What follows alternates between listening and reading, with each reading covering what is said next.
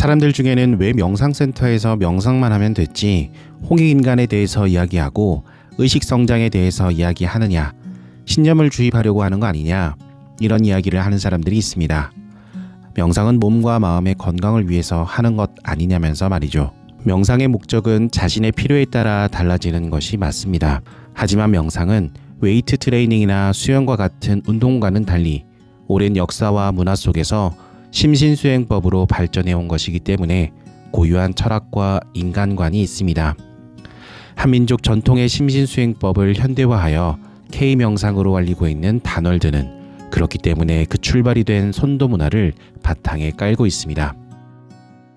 그런데 명상의 목적은 마음의 건강을 관리하는 것이다 라는 명상에 대한 실용적 접근은 어디서 온 것일까요? 좀 더 구체적으로 이야기하면 명상의 목적은 심신의 건강, 조금 더 나아간다면 자기개발의 방법으로 제한해야 한다는 생각은 어디서 나온 것일까요? 왜냐하면 한국 문화 속에서 조금만 둘러봐도 명상은 그 이상이기 때문입니다. 그것은 오래된 영적 수행으로서의 명상이 서구 사회에 소개되고 또 서구의 자본주의를 따라 근대화된 동양의 국가들 중에서 대중화되기 위해 문턱을 낮추면서 갖게 된 변화입니다. 다널드 역시 좀 더 많은 사람들이 명상을 통해 몸과 마음의 건강을 회복할 수 있도록 좀 더 쉬운 명상 프로그램을 알리기 위해 노력해왔습니다. 그러나 명상 수행이 여기에서 멈춘다면 오랜 역사 속에서 인류가 명상 수행을 통해 얻고자 한 것은 다 얻게 된 것일까요? 명상의 목적을 심신건강과 자기개발로 한정했을 때 마음 챙김이 미국에서 어떤 비판에 직면했는지 보면 명상의 목적을 심신건강에 국한하는 것이 특정한 맥락에서 만들어진 편견이라는 것을 알 수 있습니다. 마음 챙김 운동에 대한 비판은 2021년 한국에 마음 챙김의 배신이라는 책이 번역되어 나오면서 알려졌는데요. 이 책의 저자인 로널드 퍼서는 경영학과 교수이자 불교 신자로 이 책에서 마음 챙김이 심각한 사회 경제적 불평등 문제를 야기하고 있는 미국의 자본주의를 유지하는 도구로 사용되고 있다고 비판하고 있어요. 스트레스 문제를 모두 개인이 자신의 내면에서 해결해야 하는 문제로 만들고 불평등, 빈곤, 트라우마 등 정신건강의 사회적 결정 요인으로 입증된 문제들에 무관심하게 하기 때문이라는 거죠. 이 책의 원 제목은 Make Mindfulness예요.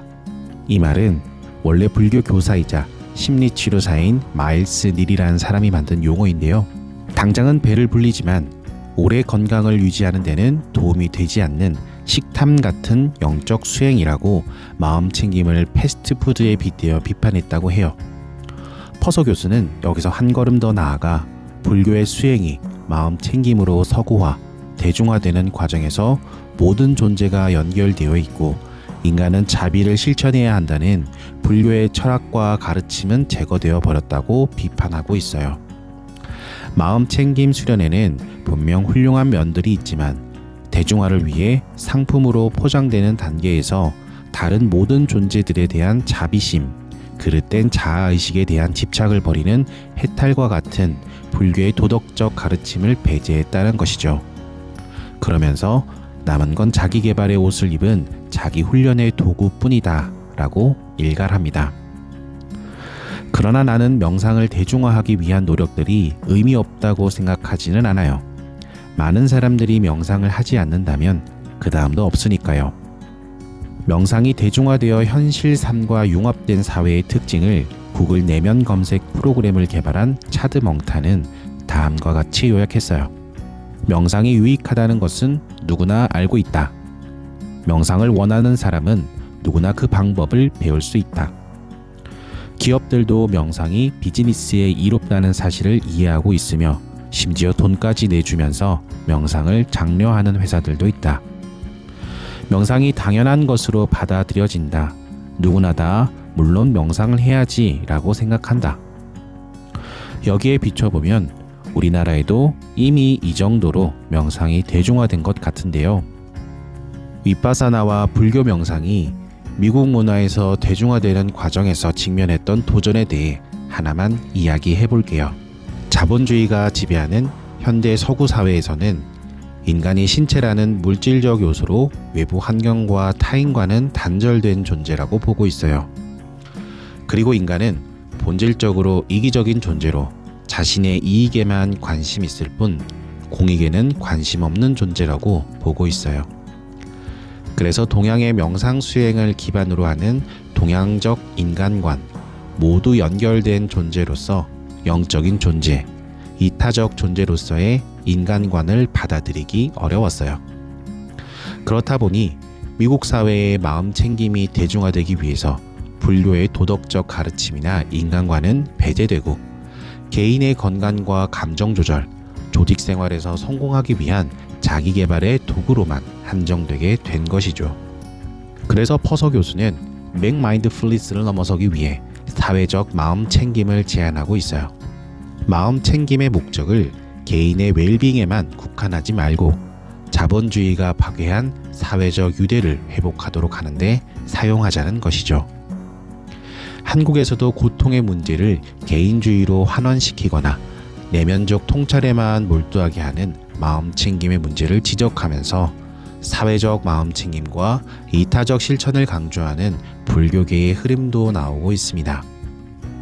이런 맥락에서 볼 때 한국의 다놀드는 쉽지 않은 길을 걸어왔어요.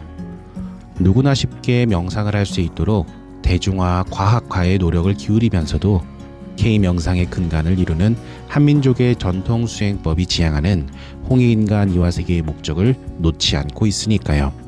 마지막으로 21세기는 소프트 파워의 시대라고 하는데 대한민국 국민들조차도 K-팝과 K-드라마, K-푸드 등의 문화상품에는 열광하면서 근본적으로 대한민국의 소프트 파워를 차별화하고 기후위기의 시대의 공생과 공존의 인간관을 정립하는데 인류 사회에 도움을 줄 한민족의 정신 문화 자산을 홀대하고 있는 모습에 답답함을 느끼며 유엔의 요가의 날에 대한 이야기를 드리려고 합니다. 한민족의 선도 문화에서 나온 K-명상과 홍익인간의 철학을 대한민국의 소프트 파워를 높이는데 적극적으로 활용하기를 바라면서요. 인도에서 나온 요가는 앞서 말씀드린 불교 명상보다 더 일찍 미국에서 그리고 전 세계에서 대중화에 성공했죠. 그러나 지나친 상업화에 대한 비판이 많았어요. 원래 몸과 마음의 합의를 위한 수행법이었는데 다이어트와 몸매 가꾸기의 방법으로 전락했다는 비판이었죠. 이러한 시기에 인도의 나렌드라 모디 총리는 국제사회에서의 인도의 소프트 파워를 높여줄 문화자산으로 요가에 주목했어요. 오히려 요가가 본래 갖고 있었던 인도의 정신적, 영적 측면을 강조하면서 인류의 건강과 지속 가능한 미래를 만들어가는데 요가의 확산이 기여할 수 있다고 어필했죠. 그 노력으로 2015년부터 유엔은 6월 21일을 요가의 날을 제정해 지키고 있을 정도예요. 2016년에는 유네스코의 문화유산으로 등록되었고요. 모디 총리가 유엔의 요가의 날 제정을 제안하면서 요가에 대한 소개한 말을 여기 그대로 옮겨볼게요. Yoga is an invaluable gift from our ancient tradition. Yoga embodies unity of mind and body, thought and action, a holistic approach that is valuable to our health and our well-being. Yoga is not just about exercise. It is a way to discover the sense of oneness with yourself, the world, and the nature.